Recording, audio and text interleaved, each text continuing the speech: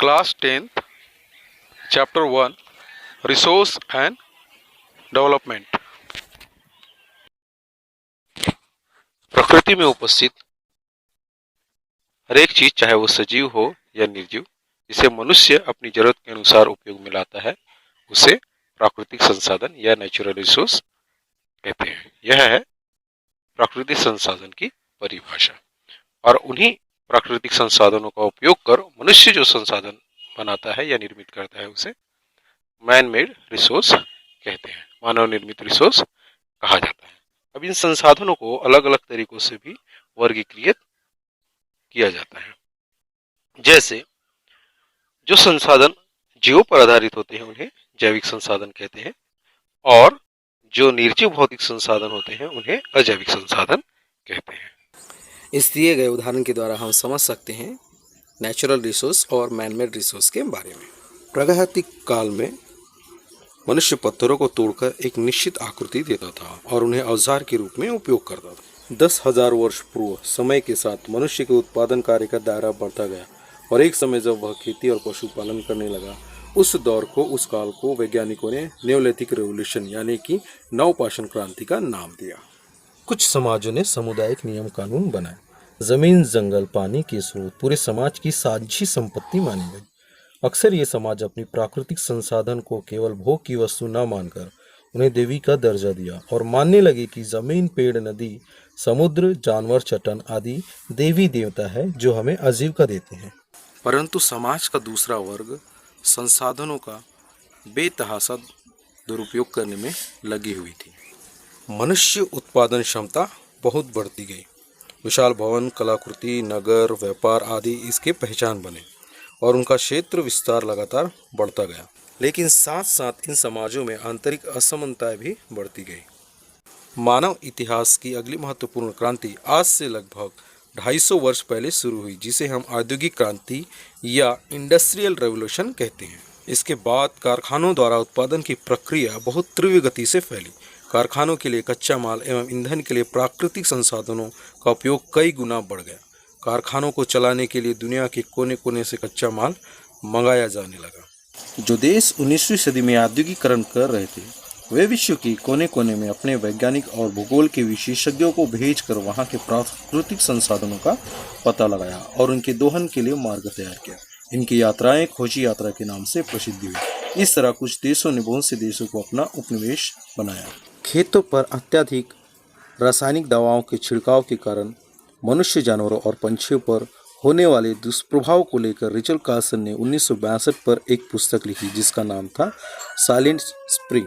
Rachel के खोज इस बात के स्पष्ट उदाहरण है कि किस प्रकार मनुष्य की क्रियाओं का विपरीत प्रभाव स्वयं मनुष्य और प्रकृति पर पड़ता है। लगातार रसायन युक्त औद्योगिक अपशिष्टों को नदी नालों में फेंकने से नदी नालियाँ जो है वो गंदे नालों में परिवर्तित हो चुकी हैं। उत्पादन या उपभोग के समय जिन तत्वों को हम अनुपयोगी मानकर फेंक देते हैं, अगर हम उसका फिर से उपयोग करें तो प्रकृति में होने वाले प्रदूषण को हम बचा सकते हैं। जैसे गन्ने के खोई से बहुत सारी चीज़ें बनाया जा सकता है। अब हम देखेंगे रिन्यूएबल रिसोर्स और नॉन रिन्यूएबल रिसोर्स के बारे में। रिन्यूएबल रिसोर्स वे हैं जो प्राकृतिक प्रक्रियाओं से नवीकृत होते रहते हैं। ये पृथ्वी पर सतत रूप से विद्यमान है, जैसे वायु, जल, वन, पशु इत्यादि। नॉन रिन्यूएबल रिसोर्स सीमित मात्रा में पृथ्वी पर उपलब्ध है। उनका उपयोग करने के बाद उनका भंडारण कम हो जाते हैं। वे अपने आप में नवीकृत नहीं होते, जैसे लौह अयस्क, कोयला, खनिज तेल इत्यादि। पर्यावरण में इतनी क्षमता होती है कि एक सीमा तक प्रदूषण किया जाए तो वह उसे समाहित करके हानि रहित कर सकती है। उदाहरण के लिए अगर हम बहती नदी में घरेलू कचरा बहाते हैं तो नदी के जीव जंतु उसे अपना भोजन बनाकर पचा लेती है और फिर से पानी उपयोग करने लायक बना रहता है। अगर हम अत्यधिक मात्रा में नदी की क्षमता से अधिक गंदगी प्रवाहित करें तो साफ पानी वाली नदी गंदा नाला बन जाएगा। फैक्ट्री से अधिक एवं निरंतर धुआं निकलता रहता है। जो नवीकृत होने की मात्रा से अधिक हो तो वायु प्रदूषित हो जाएगी। इसका अर्थ यह नहीं है कि फैक्ट्री हमेशा वायु को प्रदूषित करेगी ही। यदि फैक्ट्री से नवीकृत सीमा तक ही धुआं निकले तो वायु प्रदूषित नहीं होगी।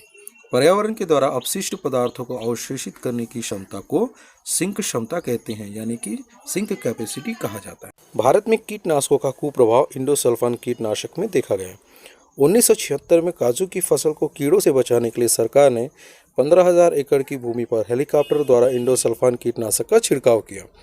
यह कार्य केरल के उत्तरी भाग के कासरगोड में किया गया था, जिसका परिणाम यह हुआ कि 11 ग्राम पंचायतों के लोगों में, मुख्य रूप से कृषि श्रमिकों में, गंभीर स्वास्थ्य समस्याएं उत्पन्न हुई थी। वे विभिन्न तरह की बीमारियों जैसे मानसिक व शारीरिक विकलांगता, दिल व तंत्रिका तंत्र की बीमारी आदि से ग्रस्त हो गए थे। वैसे ही भारत में भूजल की स्थिति पर वर्तमान आंकड़े हमें सुझाते हैं कि देश के अनेक भागों में इसके उपयोग की अधिकता से इसके लिए गंभीर खतरा उत्पन्न हो गया है। भूजल का अधिक उपयोग किए जाने के कारण लगभग 300 जिलों में पिछले 20 वर्षों में जल स्तर में 4 मीटर तक की कमी आई। यह स्थिति गंभीर खतरे का संदेश है। हमें अपने प्राकृतिक संसाधन के उपयोग को नियोजित कर इसका प्रबंधन करना होगा, जिससे वर्तमान आवश्यकताओं की पूर्ति भी हो और भविष्य के लिए संरक्षित भी किया जा सके और पारिस्थितिकीय संतुलन बना रहे। इसके लिए निम्नलिखित उपयोग किए जा सकते हैं। पहला है वैकल्पिक संसाधनों पर जोर, दूसरा है संसाधनों का नवीनीकरण करना और तीसरा है संसाधनों का समुचित उपयोग करना। आज जिस प्रकार भौतिक सुख सुविधाओं को प्राप्त करने की होड़ मची हुई है, इससे संसाधन का बहुत दुरुपयोग हो रहा है। जिस प्रकार कुछ लोग जरूरत से ज़्यादा संसाधनों का उपयोग अपने जीवन यापन के लिए करते हैं, उसी प्रकार सभी मनुष्य करने लगे तो पृथ्वी की इस जनसंख्या की आवश्यकता की पूर्ति के लिए 4 पृथ्वी की जरूरत पड़ेगी।